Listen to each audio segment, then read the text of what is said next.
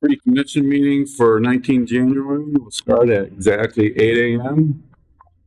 Hopefully everyone's doing all right. Anybody got anything for the CRA meeting? The consent agenda looks like we got a couple, got an appointment and a reappointment. And then new business. You guys got anything for that? For the sidewalks? Nothing? No. I guess my question is, these push buttons, is that the one, the little buttons you press for the crosswalk? That was my question. What's a push No, button? contract. That's we have a continuing contract. With we have how many three different local contractors. Mm-hmm. Basically, it's like smaller type jobs, right? So instead of going out and doing a whole new competitive bid and sealed bid, if they're smaller jobs that it's a little bit too big for the city staff to handle, but not big enough over the threshold where you got to go bid it out. We have these, and we did bid this out 2 years ago, and we put these three companies under continuing contract. So the city staff can just look and say, okay, well, this one will be better for a sidewalk project, or if we have a water line break and we don't have enough staff for it, we can. It's just push buttons, just sort of like the slang term. Yeah, I was like, I'm glad you put it down. We have private contractors available and a push button notice to come in and do. It just helps us to do things a little bit faster to get things done. So they've already been vetted out. We've already done that RPRQ. We know their prices, so we can just move, especially when it's an emergency sometimes. Right. I did have a question about the CRA. I know we set $100,000 aside for rails to trails. We still have that set aside, right? That for what? What was it for? Well, originally I know it was on the budget for lights. I know I had talked about that, and we still have. Okay. Yeah. Anybody else on the CRA? You have anything for Ben? I know we've discussed in TPO meetings about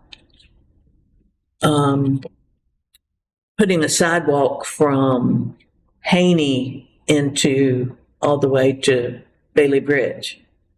You know anything about that? Sidewalk from Haney? From Haney, wherever Lynn Haven starts. All the way to Bailey Bridge. There is a sidewalk in place. They talked about a 6-foot sidewalk. We can also use that. Yeah. That'd be cool. Well, I know, but it's not scheduled for this 5-year cycle. Mm-hmm. But it is being discussed for the next cycle. Would be great. Yes. So that's something to keep an ear out for. Haney wants to do that? No. It sounds like It's T probably. yeah. Oh, I was going to say, why would Haney do that? No, it just starts at Haney. Oh, okay. That's great. That comes to fruition. I do have a general question about CRA since we're on the subject. So I was reading something about how it's like an agreement that lasts like 18 years or so, and then it sunsets after a while. 30 years? Yeah. And so what happens after that? We got to We'll vote. try to extend it. Okay. The remaining funds in the CRA account will revert back to the city. Okay. But ideally, there should be no funds left over because you should be spending all of the CRA money in a timely manner. What is it, 2030 or something like that? 33. 33? But That's our ideally we try to extend as of it. right now. We do have the option to extend it for another 10 years, Mm-hmm. and I would highly recommend this. But that's right now our sunset date. You'll still be around when that happens. What year is it right now? 2024?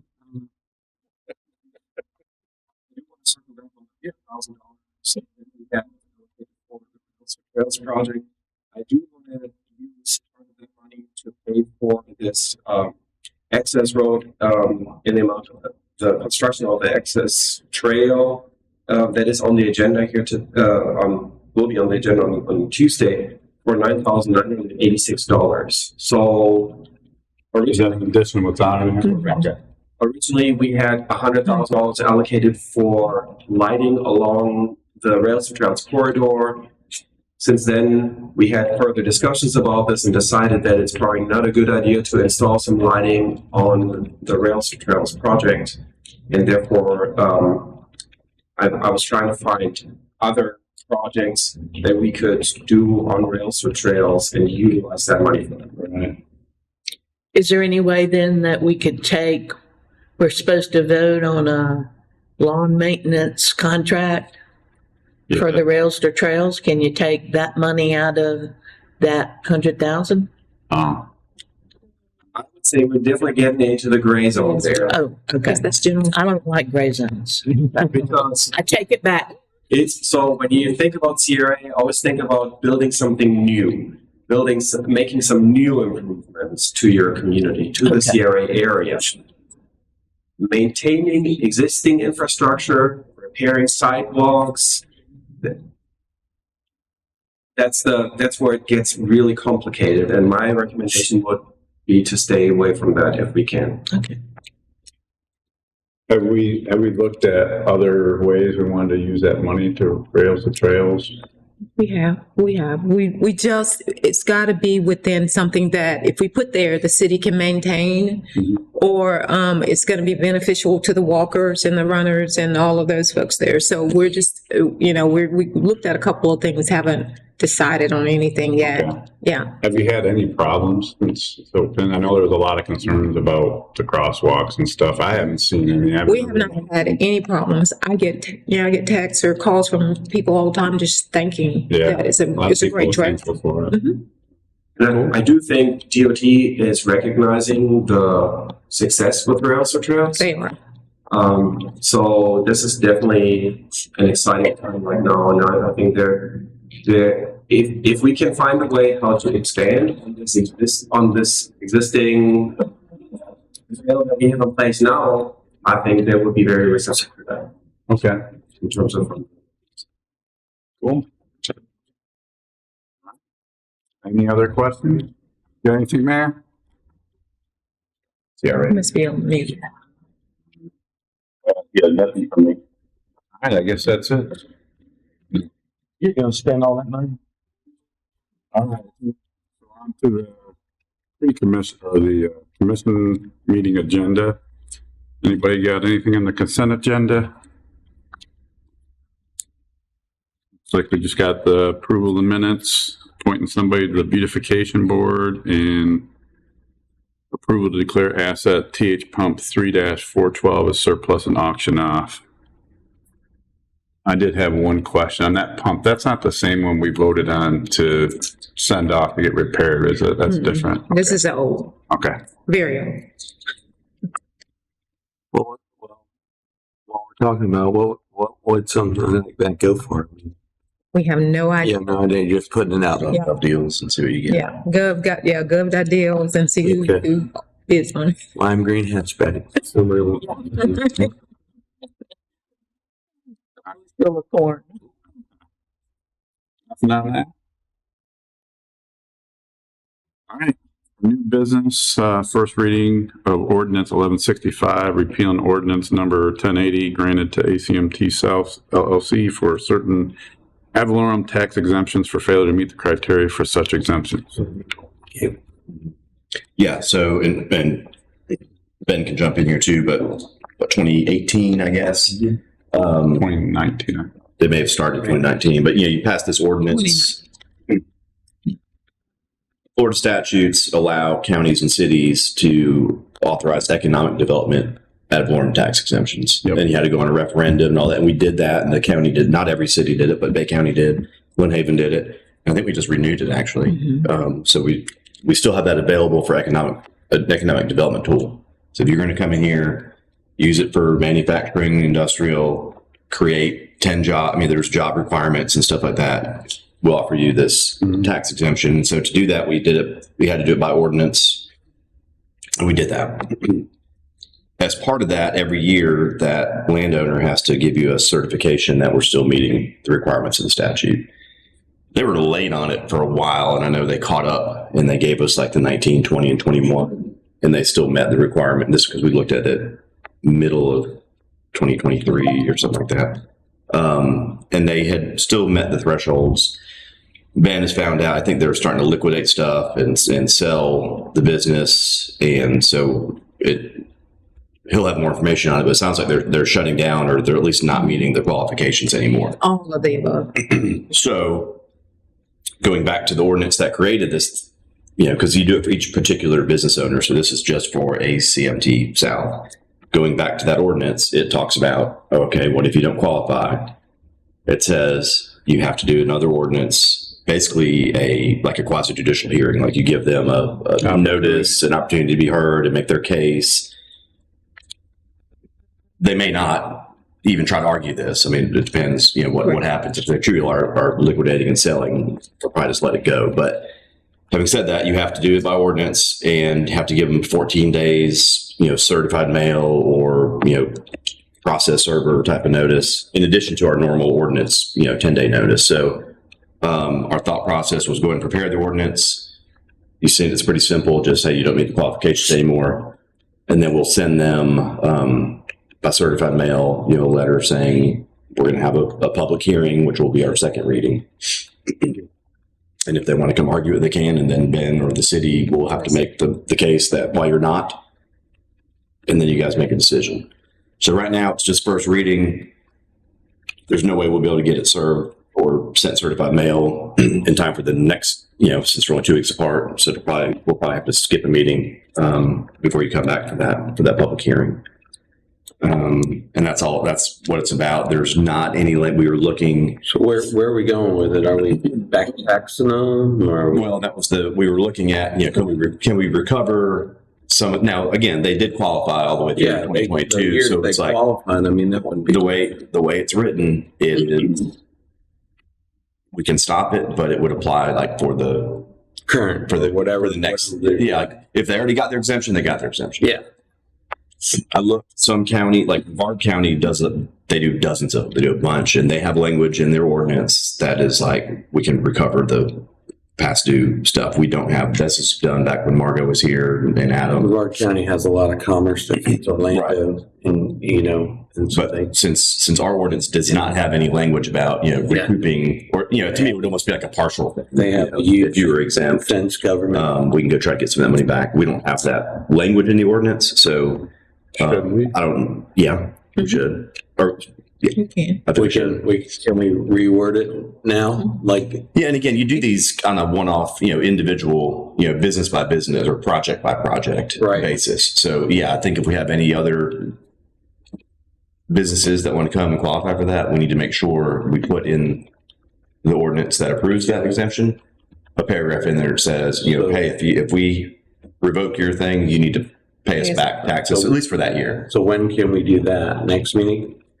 Well, it would be, again, it's project by project. Project by project. So if we ever have, New one comes up. if a new one comes up, we need to remember, let's put some language in there that we can recoup at least, pro rata share, that we revoke it. And, hopefully you never have to revoke these, but if they're shutting down a big town. It kind of surprises me, to be honest with you, because, man, they put a lot of work in that building. I don't know if any of you have been in there. It's nice. Put a lot of work in half the building. The other half is still. Are they still working that? Yeah. I think so. Yeah. Are they actively trying to sell the property? Yes. So on November 15th, an auction was held on site, and part of the auction was the actual property. So they are in negotiations with another company right now that is interested in purchasing the facility. Yeah, I think someone will buy that up quick. Well, and if that person wants to come in there and get, because the exemption just goes to that business. So if you have somebody that says, hey, we're going to come in here and remodel, we're going to bring 30 jobs, well, then they can come and apply. And we'll put language in that ordinance that says if you leave. Well, are they doing the same thing up north, or are they keeping their bid because they have a huge business? They have the entire company, including because this is just in Connecticut, is affected by this. Yes. Whole business. Yeah. Yeah, because this is just like a subsidiary of a bigger company. I mean, they were selling everything. Waste baskets, chairs. Yeah. I mean, if they stay, they are not going to have to place it in. Yeah. But they do have another, Facility. no, they have someone that wants to actually buy this. It's something that's very similar, which would be great for us. Yeah, And they've been really good guys. I mean, they were really nice to show us around and good family. And they spend their money in my place. You know, they've been giving back as much as they can. So Yeah. Well, I think they're going out of business. Maybe they're just downsizing. it's a niche business. Sometimes It- the niche not that. Me, it's a reminder that there's a risk associated with this. If you're in this industry and if you're making this investment, you're hoping that things will work out. You're hoping that you will get this defense contractors agreement to make money. If the contract falls through and you can't secure these funds along with this contract, it's difficult to recover from that. Yeah, I don't see that taking long to sell because, I don't either. No. we talk to Becca Harding all the time and they're desperate need of And she's been industrial. working, I will give her Yeah. credit, she's been working very, very hard to make sure that another business of somewhat of the same type of industry go into that building. So I think So it's been. Yeah. But that's good that you mentioned Becca Hardin and Ben's efforts because Mhm. something brick and mortar is what some of these companies are looking for. They're not, So hopefully we have good things to offer. Anything else on that? Yeah, so Tuesday we'll do first reading, then we'll get the certified letter out and then Thank you. advertise it. All right, next is discussion of possible approval to accept a cash donation of $16,345 for bicycle safety improvement projects on sidewalk construction at East 626th Street. What does that mean? Bicycle improvement. So a few weeks ago, I was a former Bay County resident contacted me. She saw my name as part of the Rails to Trails opening. It was in the news, and so she reached out to me, and she would like to remain anonymous, but she mentioned that her husband passed away here in Bay County many years ago while he was riding his bike on a county road, and as part of the funeral, they trust, and instead of flowers they asked for some donations toward the bicycle safety improvements in Bay County, and that's why I worded it this way.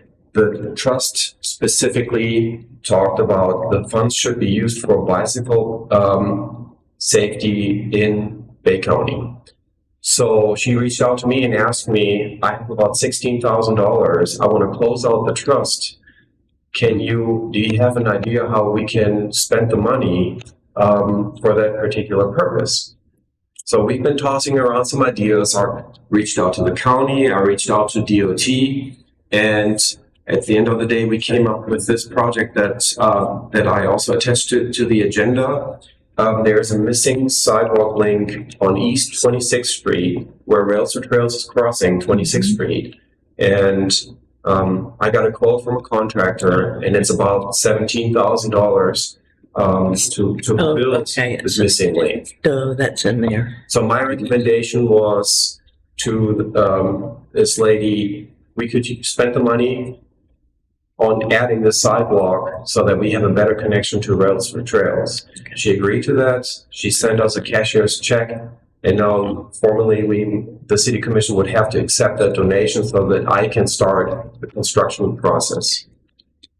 And the city only has got to spend like $1,200. Correct. Yeah. I remember reading that now. Sorry. Old people's brain. Pam doesn't know what that is. Got a lot to look forward to. Depends on my setting. In some areas, I'm the old guy. So, all right, cool. Anything on that? So it's to extend the Rails to Trails. Correct. Yes. Nothing? Is there, I guess is more of like a general question, is there like a threshold of the cash donation that would have to be brought before the commission, or is it literally any cash donation for a project? We just generally always bring those kind of cash donations that's going for. If it's towards a Yeah. project. Now, if this is, oh, here's $10,000, use it for your employees, right?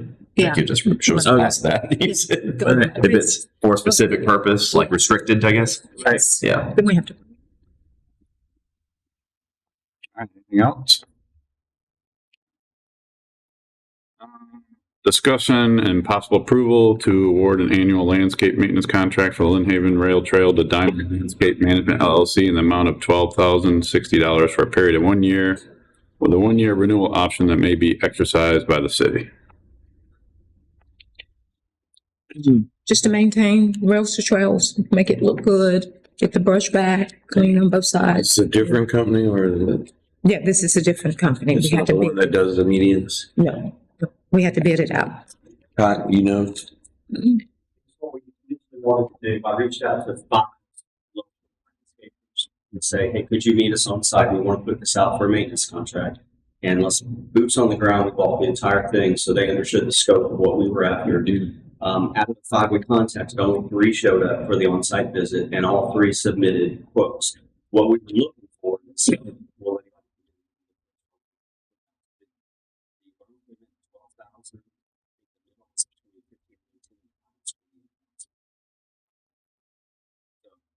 landscape 2 years ago used to maintain fields. So they're Had experience. yes, we've used Good experience. Yeah. And so basically they're under the threshold of having to go through the formal Right. bid process. Yep. You just have to get 3 quotes. Exceed or not, that's the reason why I reached out and wanted to show exactly what we wanted to take care of. Okay. Now, this is something we actually started 3 or 4 months ago, but knowing going into the winter months, it was necessary to pay somebody. We would just take care of it ourselves. Yeah. Mm.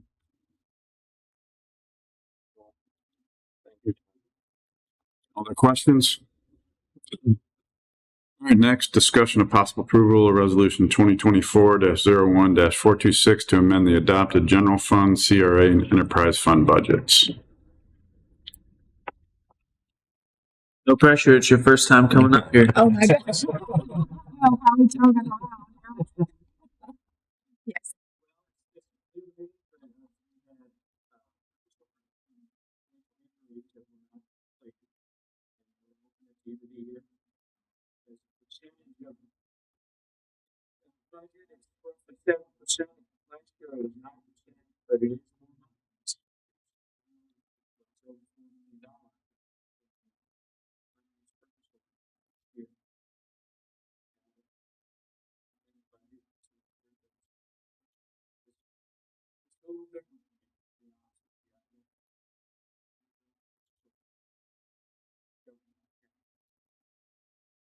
So this is stuff that was already budgeted before, but we haven't spent the money. We just spent it this fiscal year. It's just been. It's CRA. It's money for mostly building.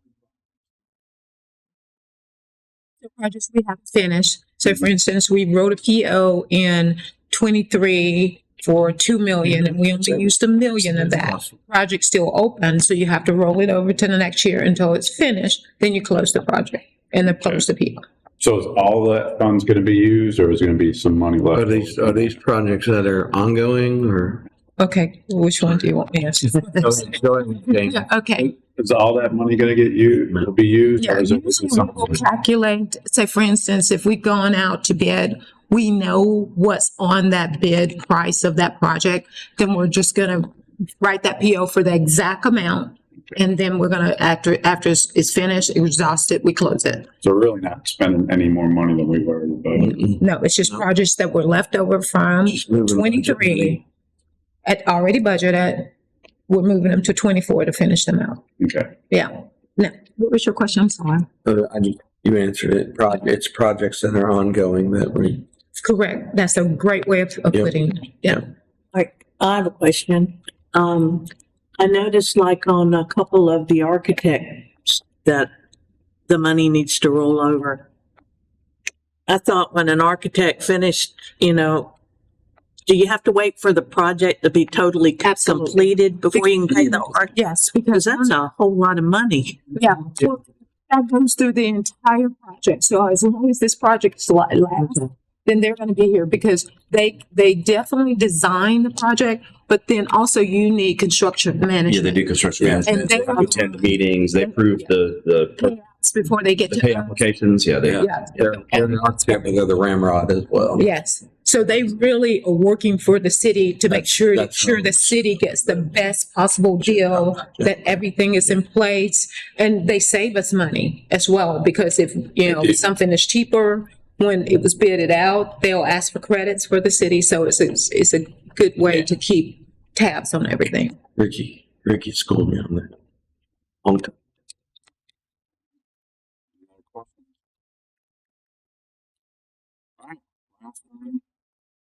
Discussion only of Chapter 2, Article 7, public meetings. Yes, I know we previously mentioned about going through our codes of ordinances, and so of course we've already reviewed the charter, which would be prior to Chapter 2. And so in looking through Chapter 2, saw that this would be, I think, a good item for discussion in regards to public participation. We have instituted some of our public participation requirements over the past couple of years. However, we haven't necessarily strictly followed this procedure. I'll just continue to follow the procedure which was sort of set before me. And so I just wanted us to look at this in Chapter 2 and see if there was any recommendations or any thoughts on any amendments that we could make to this particular article. Look at other cities throughout the state of Florida. Some of them have different deadlines. For example, if the meeting is on Tuesday, some of them have a deadline for 5 p.m. Monday in regards to submitting information to speak on the agenda, whether it's public participation and or specific agenda item. I know Panama City as well as the school board have also instituted some different procedures that align with some of that as well. So I just wanted to bring it to the commission for further discussion.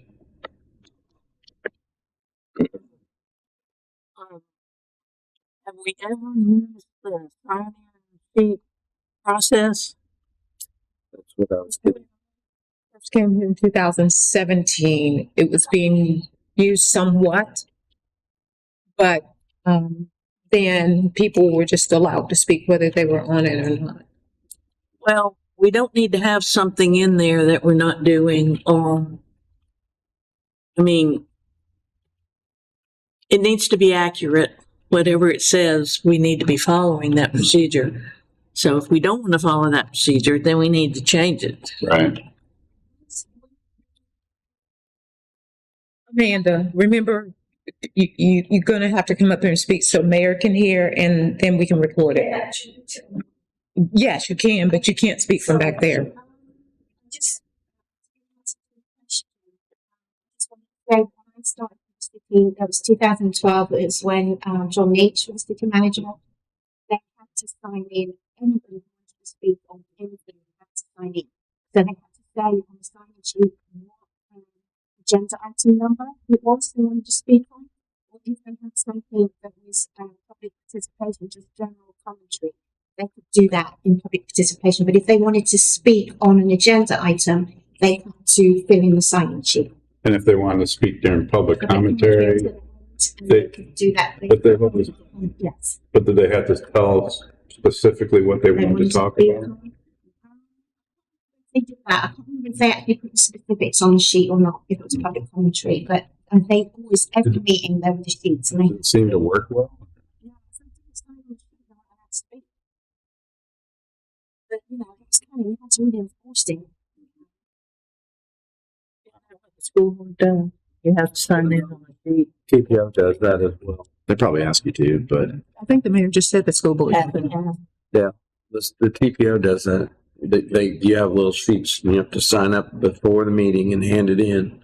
And if no one signs up, and you could probably enforce that on just like general public comment. But honestly, if somebody wants to get there and talk about an agenda item that's a voting item, again, then you fall back to the Florida statute, which says anybody in the world can talk about anything that you're about to vote on. And that's So that's what probably why it went away, is because it kind of gets, honestly, I mean, just like a public records, but you can do it. And we've had people like, oh, my name is Bob, or they just don't want to tell you their address. And if it's a voting agenda item under the statute, anybody, you don't have to be a citizen, you don't have to be a business owner, anybody can talk on it. So that's probably why it started going away. You can really focus in on the, general public commentary, because it's not a voting item. It's just people, that sort of stuff. I think you can restrict more if we wanted to.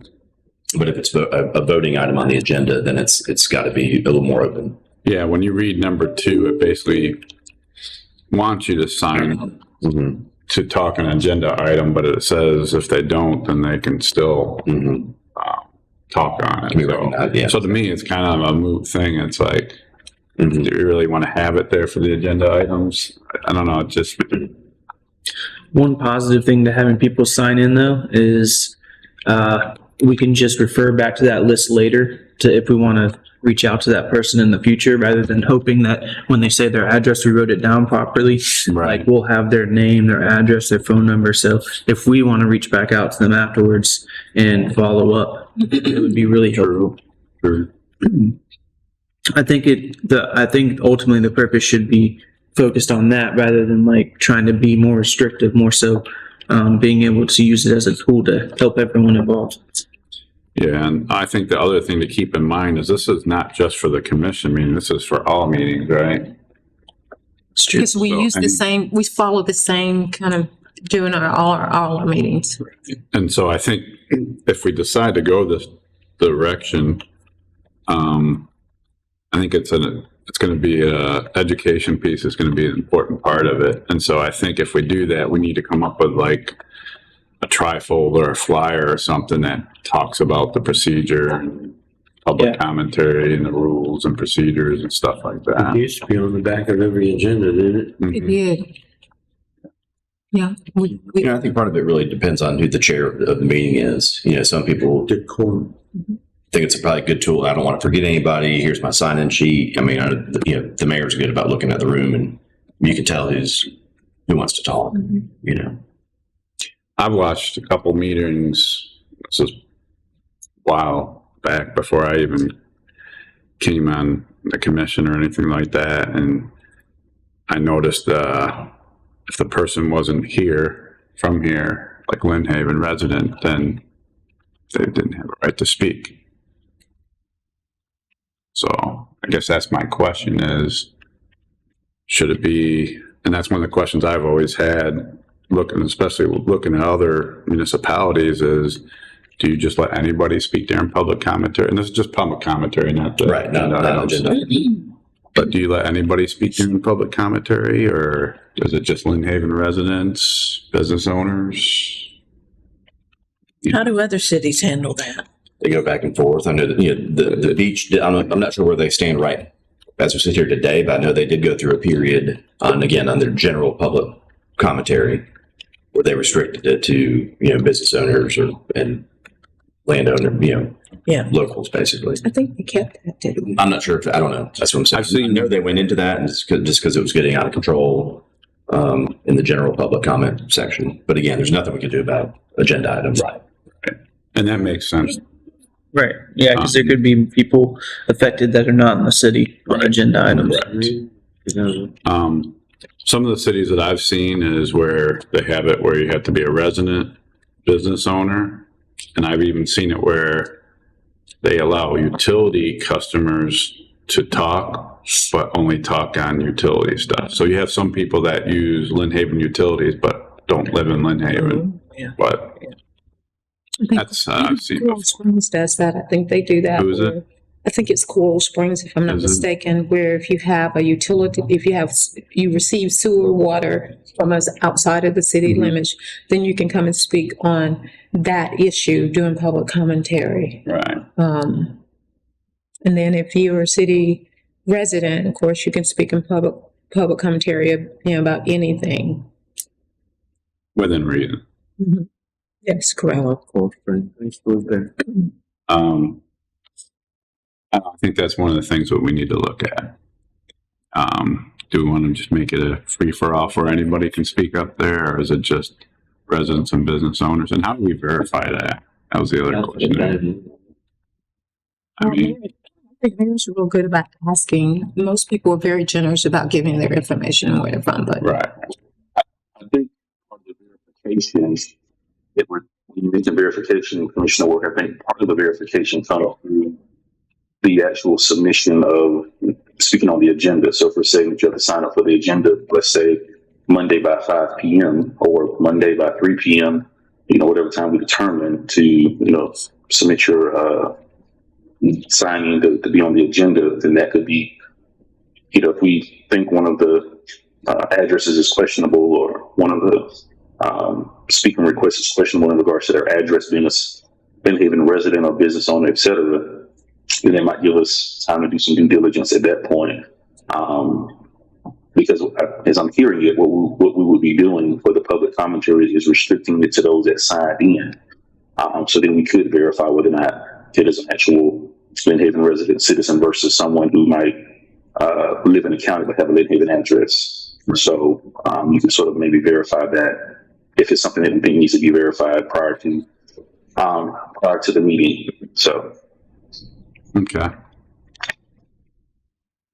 Yeah, and there are, like, in the statute, and again, this is really only speaking to when you're voting on or having a proposition or voting on him on the agenda, but it would be sort of the same thing that we can obviously do rules of decorum and procedure, but there's specific ones, obviously, limit the amount of time, put a procedure in place. If you've got 60 people that want to show up and talk about the exact same thing, you put a procedure in place to say, okay, you need to designate representatives.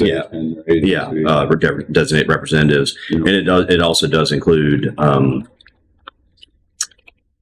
procedures for a form for somebody to use to inform the board of their desire to be. So, I mean, we are allowed to do sign-in forms, and that's in compliance with the statute if you wanted to do that. And you could even, we could do different deadlines on if it's a agenda item. It'd be like the Monday before, but then public commentary could be like up to 5 or 5:30 if it's an evening meeting, or up to like 4:30 or 5 or something for public I commentary. think a lot of people are going to walk in the door and sign, Yeah. I mean, it needs to be before the meeting starts. Up to the meeting time. We just would need to verify the address is all. How long do you think it would take? I mean, I don't know.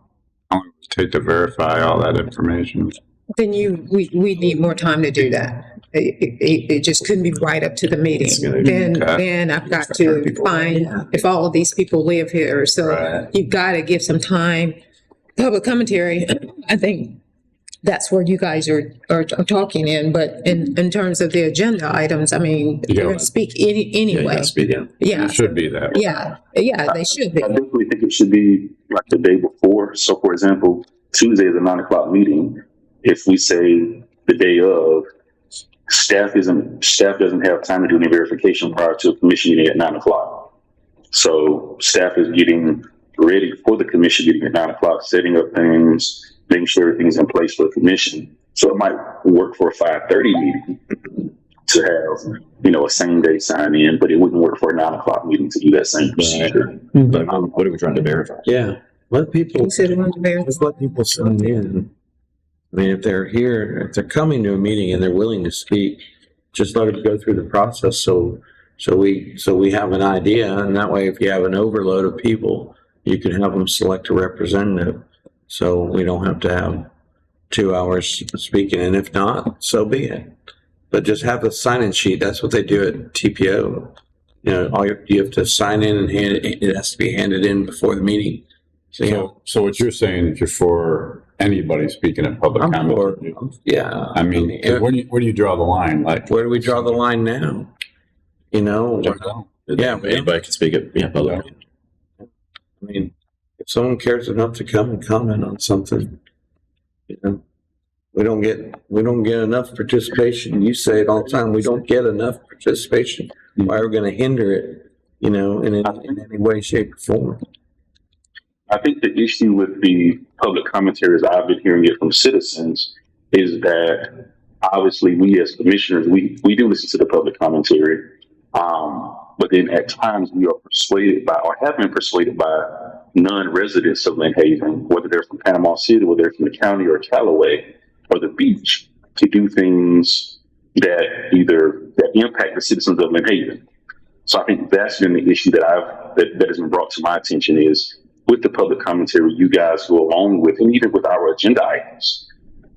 If anyone can come and speak on it, someone from Miami or someone from Tallahassee can come over and speak on an agenda item, and if we're not discerning, we can be persuaded to go along with that idea, and it's impacting our citizens, but not directly affecting them. So in regards to the public commentary, I think that's sort of the concern is how many outside influences are impacting our decisions on our residents. What's for the greater good, though? What if somebody tells them out of town and it's a good idea? You know, we should be stewards of what's best for the city. Yeah, but you're not talking about agenda items. We're talking about public commentary. And so what if you get like 100 people that come in and say, all right, we're all going to talk? I mean, we just had a hot topic with the Grease Pro thing, and it was all county residents, but they felt like they were affected But that's an by agenda item. Well, it was a planning board meeting, and then it was an agenda item, and you know, we had a huge participation of people who weren't. Yeah, and I'm okay with that because it's an agenda item. Yeah. So agenda item's fine. I get that, and it should be that way. Mhm. We're just talking about public commentary. That's all we're talking about. We're moving to the I end. mean, do we get overloaded with now public commentary? We have. We have been in the past. It's been a while, but Mostly, a lot of that public commentary was about affected by agenda item. I know there's been people that come and just well, and I think that's the other thing that'll help with this because I think one of the things if you sign in. I think one of the things that kind of makes it difficult is when someone comes up and they want to talk public commentary, but they want to talk about an agenda item. And so what we're trying to prevent is where they talk twice, you know? And I've seen that happen where people get up there and it's like, well, it's on the agenda item. Why are they talking about it during public commentary? You know? Well, that if you had the sign-in sheet. And that's where I think the sign-in sheet would help. Streamline. Yeah, yeah. So I think the sign-in sheet is a great idea. I just don't think we should hinder anything more than what we're doing now. Mayor Henderson takes all comers over there, doesn't she? No, anybody within shot. Yeah, I mean, it's a town meeting. Yeah, have you looked at Panama City meeting? yeah, 7 hours.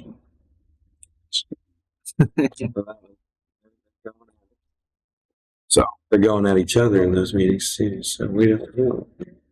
I think really the flip side is I remember meetings before I was on the board. There are people that came from like 3 counties over and just didn't like one of the commissioners and just used public commentary to get some attention. You know what I'm saying? Yeah. Like how that's not benefiting anybody except bloating that person's ego. That's very true.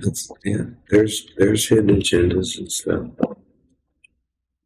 We've survived all that. I mean, it's up to you, up to us to decide.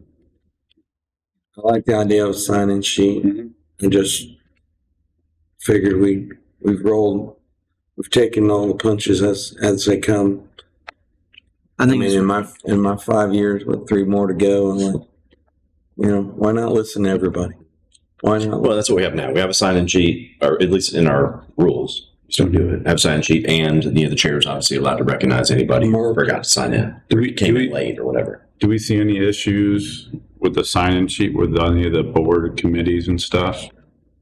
Do you think that could be easily implemented with them? Absolutely. Okay. Yeah, just standard procedure. Okay. Yeah. So if we decide to implement this, I think the big thing we got to figure out is one, you know, if we want to submit a deadline, what would the deadline be? And 2, for public commentary, do you want to have it as a free-for-all where anybody can get up there? Or do you want to restrict it to just residents and business owners or people like that? Anything else on that?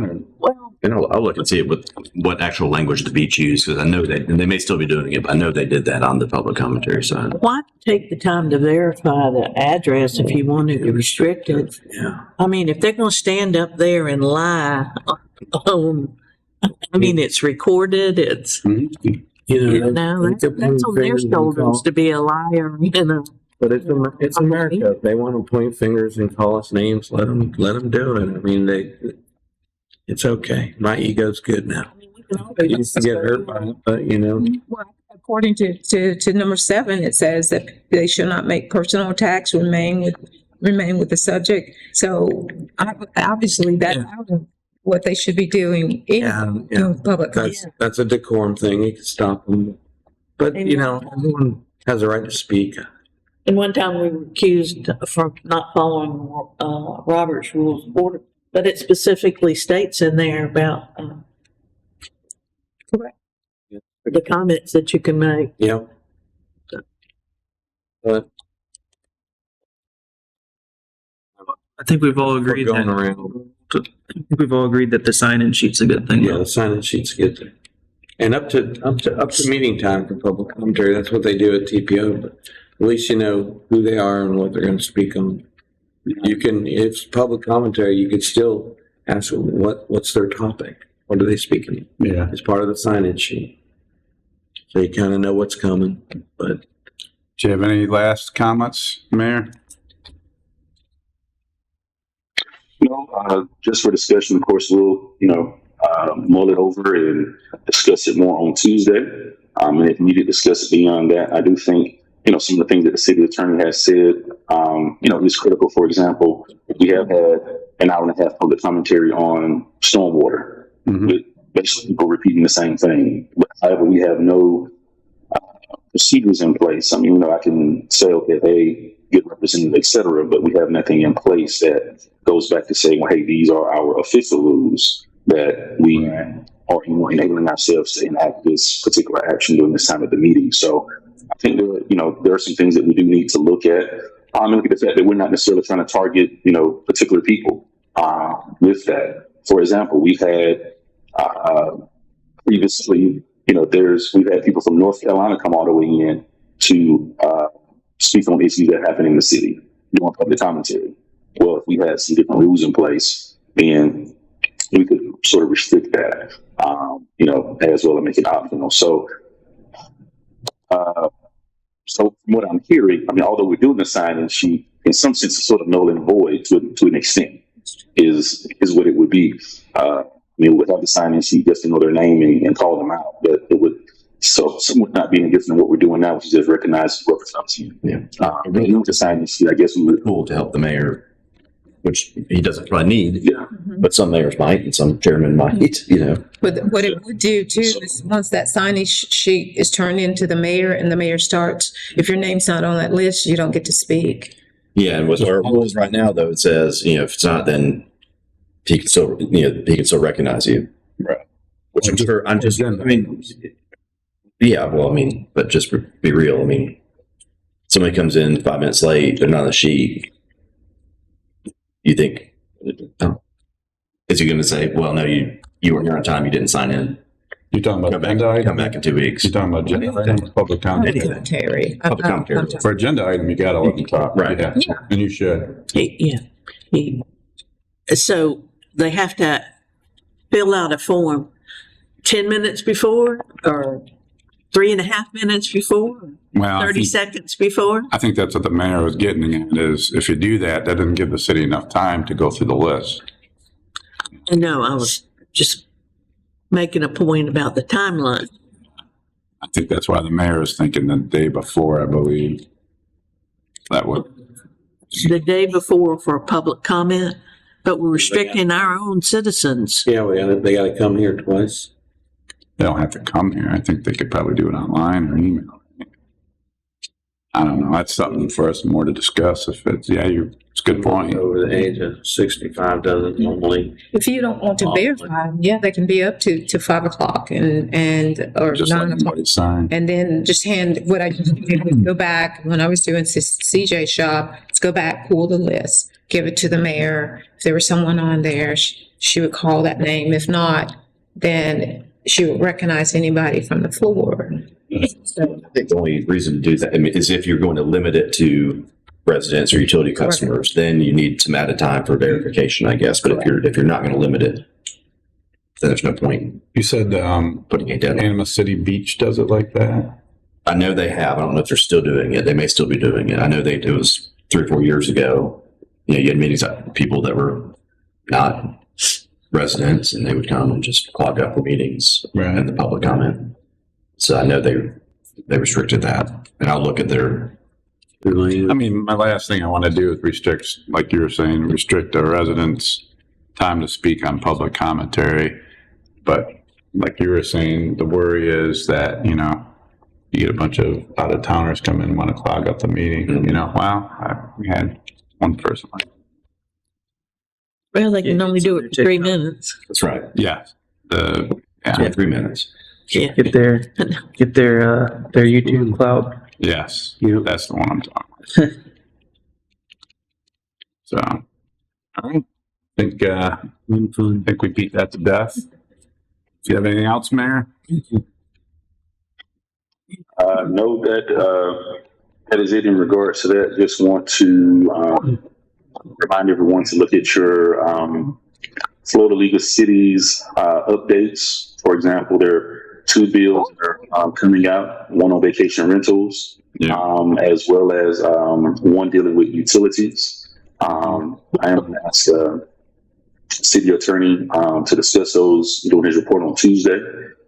In regards to vacation rentals, as well as just I was reviewing the utilities this morning, and both of those are sort of going through committee right now, so we can just see how that might affect us as a municipality, and if there are some things that we want to suggest to legislators to update, to those particular bills. So yeah, that's the only thing, just better awareness. We're going to be discussing that on or have some comments on it on Tuesday as well.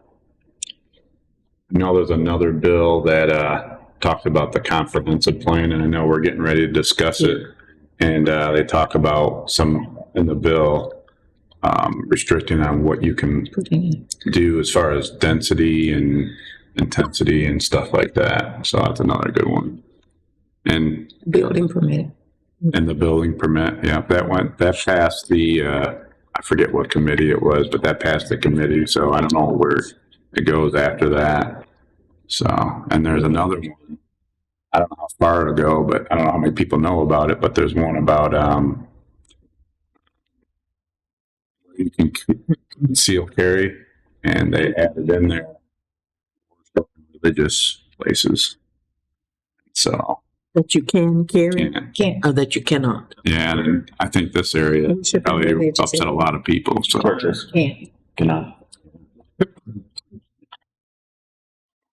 Do you think that one on homestead exemption, I think it has to be voted on by the public, doesn't it?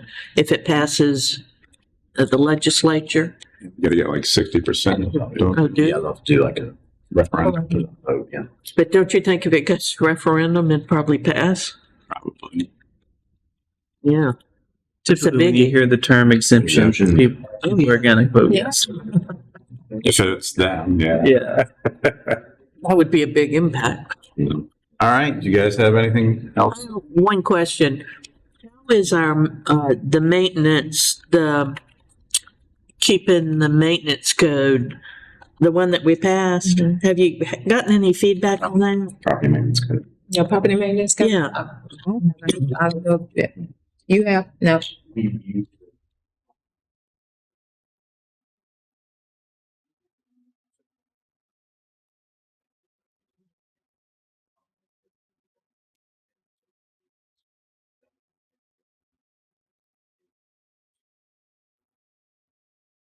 It was funny. I travel one road 100 times a day. And the day after we passed that, a house that had everything overgrown and debris all around, they cleaned that up that very next day. And I wondered, boy, that's powerful. That's what.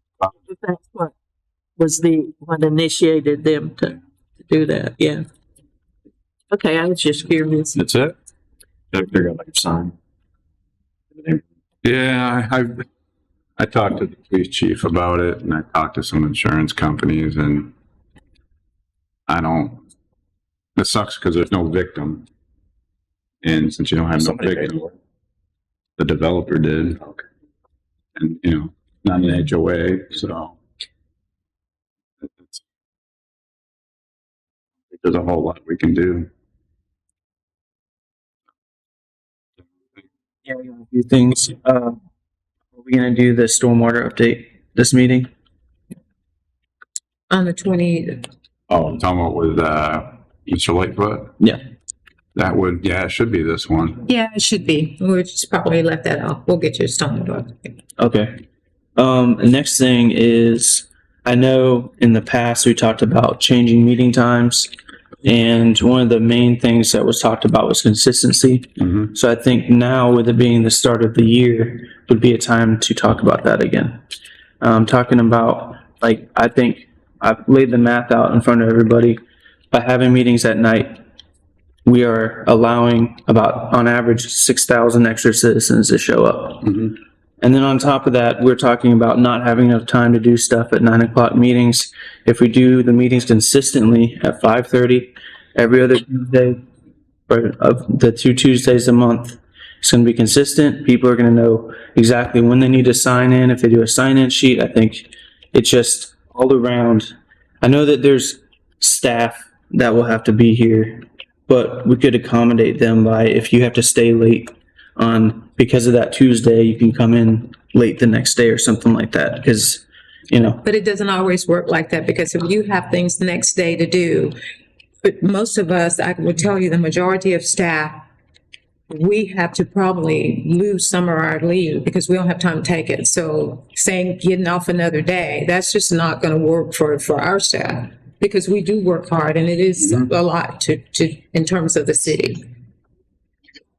I do remember when we discussed this before, maybe a couple of years ago. I can't remember exactly the time frame. Last year. That there were several seniors that came out in opposition to having both night meetings, because it hindered them from coming out driving at night, having some vision issues at night. So several of our seniors, there's a big group of seniors that came out in opposition to having 2 night meetings.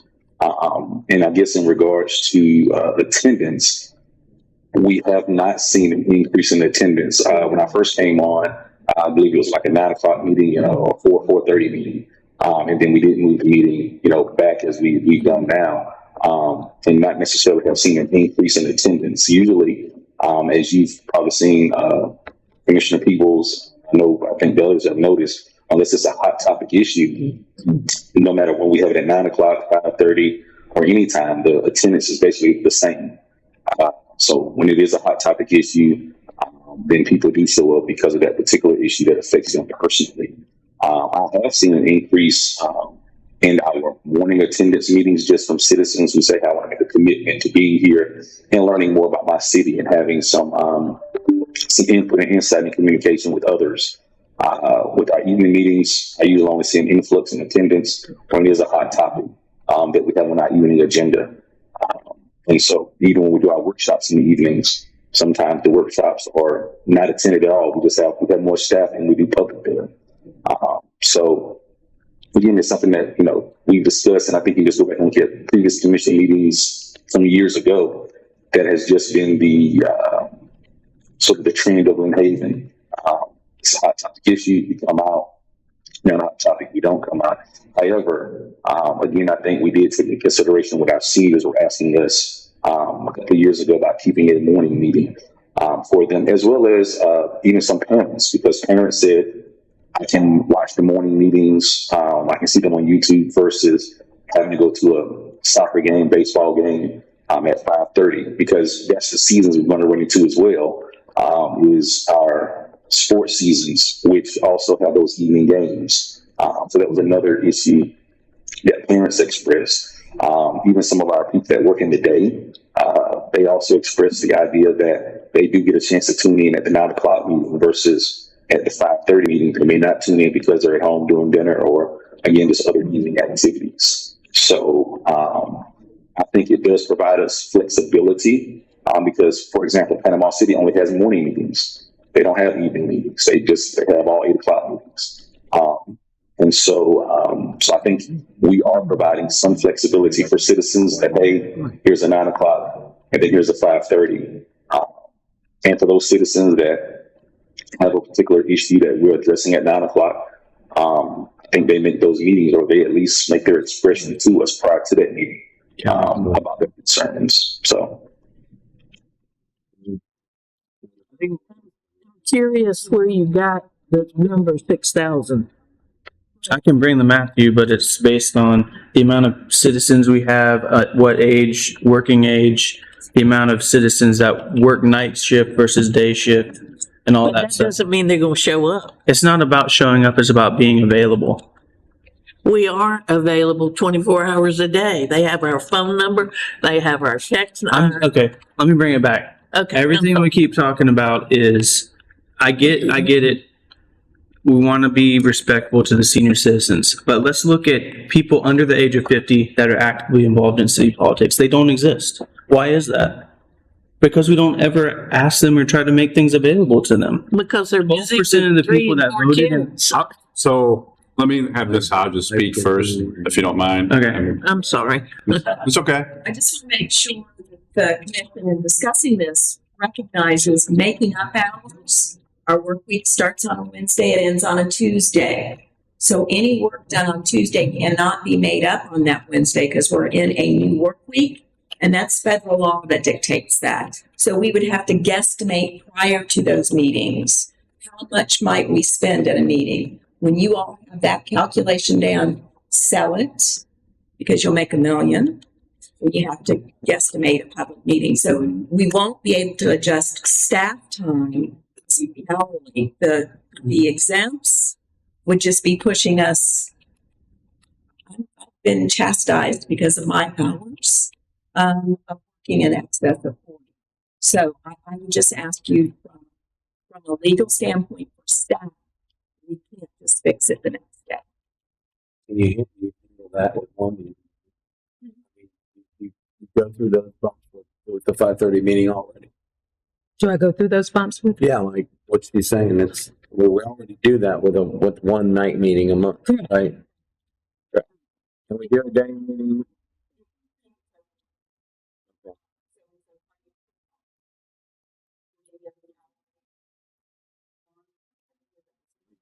We do that once a month, and we have the participation round, and then we do a day meeting. So, I mean, why do we have to push everything tonight? So I'll tell you how it started with me. Okay. I remember we went to Lynn Haven Forum. We didn't go at the same time. So, at the forum, actually the mayor might have been there, I'm not sure. At the forum, they were very adamant about that both meetings need to be in the evening. I said, okay, I will go and I'll stick my neck out and I will fight for it. But I want to put the ball back in your court. If I do that, then you need to show up. Right? Well, where are those people? They didn't show up, right? And I understand what your point is. That's exactly my point was, yeah, they don't come, but the availability should be there, especially if you have a hot topic and you're not going to please everybody. You try to please as many people as possible, but I would think that you're going to please the majority of the people with the evening meetings. And I know the city disagrees with me on that, which is fine, but that's the way I feel. I just have had a bunch of people say, I would have showed up if it was at night. I've never had someone say, I would have showed up if it was in the morning. And when I originally, if you look back, not getting office, was that May? It was either the May or the June meeting of 2021. I think it was. I brought it up and we had discussion about it. You probably remember that, right? Mm-hmm. Yeah, I don't. Yeah, because it used to be 4 o'clock. We had the discussion. You moved it to 5:30. Yep. So, and it was, yeah, let's do this, 5:30 and 9 o'clock. And so one of my compromises, one of the things I proposed was to have one at, I think it was like 4 or 4:30 and the other one at 5:30. And I couldn't get that passed either. Right. This one? And that's one night we compromised on the 5:30 and then I'm just thinking of like people my age that work a retail job, have 2 kids. Mhm. Even if it's a hot topic issue, they're not going to show up because they can't sacrifice their pay to come and talk about an issue that's important to them. So they have to rely on an email or a phone call to us and just hope that we bring it up in a meeting. You know, the seniors, I get it. I hear you, but we could shift it to 4:00 and it's never going to be dark at 4:00. So, And I think Commissioner Peoples, with your example, those same parents have told, or a similar demographic of parents have told me they're not coming to a 5:30 meeting because 5:30 is when they're getting home to feed their children, to take their children to sports activities, to cheer, to football, basketball, or whatever may be going on. They're not going to come to a 5:30 meeting. well, that's a bit of a different demographic because if they can afford to put their kids in sports and stuff like that, they can afford to take hours off to come to a meeting. I don't think it's about affordability. I think it's about what is their priority. And so I would say that their priority is putting food on the table. And if they have to take hours off of work to show up to a commission meeting, they're going to prioritize putting food on the table. correct. And I'm not debating with you. I'm saying I'm only speaking from who I've talked to, just like you spoke about who you've talked to. Yeah, I totally respect what you said. Can I finish? The parents that I've talked to have said, hey, Mayor, I think y'all doing a great job, but at 5:30, if I say, hey, why don't you come to the 5:30 meeting? You're off work. It's not interfering with anything. But I want to spend time with my family. That's what they've said. So again, I think the 9:00 meeting and the 5:30 meeting provide opportunity for whoever wants to come to attend one of those meetings. That's as Commissioner Ward stated, that's the compromise we made. That's the compromise we made a couple of years ago. We did have a 9:00 meeting and a 4:00 meeting. He proposed to move it to 5:30. He actually wanted both meetings in the evening like you're proposing now. We debated back and forth on that. It was actually a tie. I actually broke the tie to make it a 5:30 meeting. And some people didn't like that, which is okay because now we have flexibility and opportunity for citizens to attend, either or of these meetings. So for example, if we are changing an ordinance, it's going to be at both meetings. It's not just going to be at a 9:00 meeting because it's going to take 2 readings for that ordinance. So we have the first reading and second reading. And so there's going to be an opportunity for those agenda items that are truly impacting our citizens in their day-to-day living to be voted upon or to be spoken on. So even though they may not be there for 9:00, again, it's going to be a second reading of that particular ordinance, or we're going to have some type of workshop, which we do typically push to the evenings. So I think it's, it provides some flexibility, but, great discussion. We'll just, continue to mull over it and think about it in the future.